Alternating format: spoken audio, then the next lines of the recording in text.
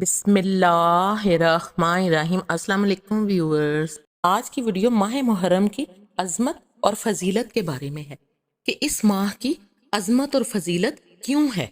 ماہ محرم اسلامی سال کا پہلا مہینہ ہے، اسی سے اسلامی سال کی ابتدا ہوتی ہے۔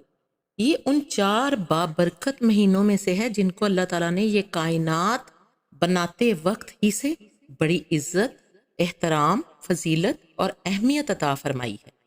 جیسا کہ اللہ تعالیٰ فرماتے ہیں سورہ توبہ میں ارشاد ہوا ہے، حقیقت یہ ہے کہ اللہ کے نزدیک مہینوں کی تعداد 12 مہینے ہیں جو اللہ کی کتاب یعنی لوح محفوظ کے مطابق اس دن سے نافذ چلی آتی ہے جس دن اللہ نے آسمانوں اور زمین کو پیدا کیا تھا۔ ان 12 مہینوں میں سے 4 حرمت والے مہینے ہیں۔ یہی دین کا سیدھا تقاضا ہے۔ اس آیت سے یہ حقیقت واضح ہوتی ہے کہ اسلامی سال کے 12 مہینے اللہ تعالیٰ نے خود مقرر فرمائے ہیں، جس سے اسلامی سال اور اس کے مہینوں کی قدر و قیمت اور اہمیت بخوبی واضح ہوتی ہے۔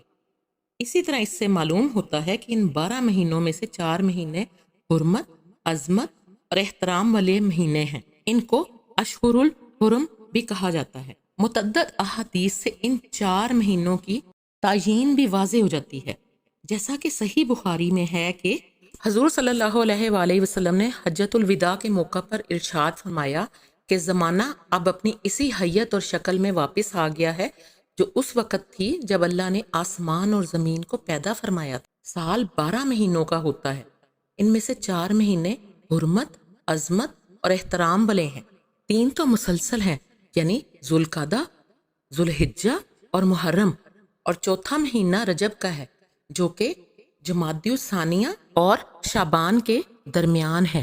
صحیحین میں حضرت ابوبکر صدیق رضی اللہ تعالیٰ عنہ سے روایت ہے کہ نبی اکرم صلی اللہ علیہ وآلہ وسلم نے حج کے موقع پر ایک خطبہ دیا جس میں آپ صلی اللہ علیہ وآلہ وسلم نے یہ بھی ارشاد فرمایا کہ زمانہ لوٹ کر پھر اپنی حیت پر آ گیا جس پر اس دن تھا جس دن کے حق تعالیٰ نے آسمان و زمین کو پیدا کیا تھا۔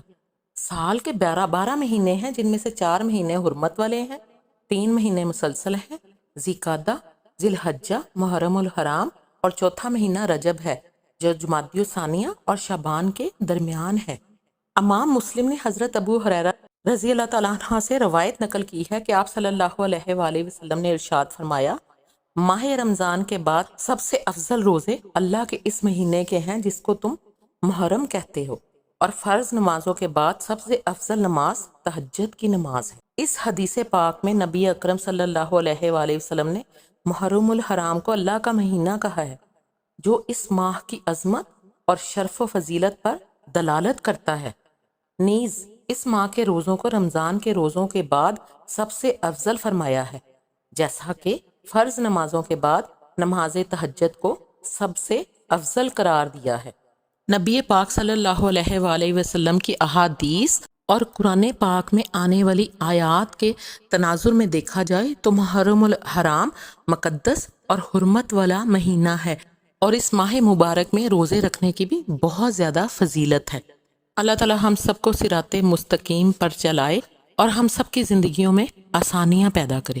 ویڈیو اچھی لگی ہو تو اسے لائک کر دیجیے گا اور میرے چینل کو سبسکرائب کر دیجیے گا۔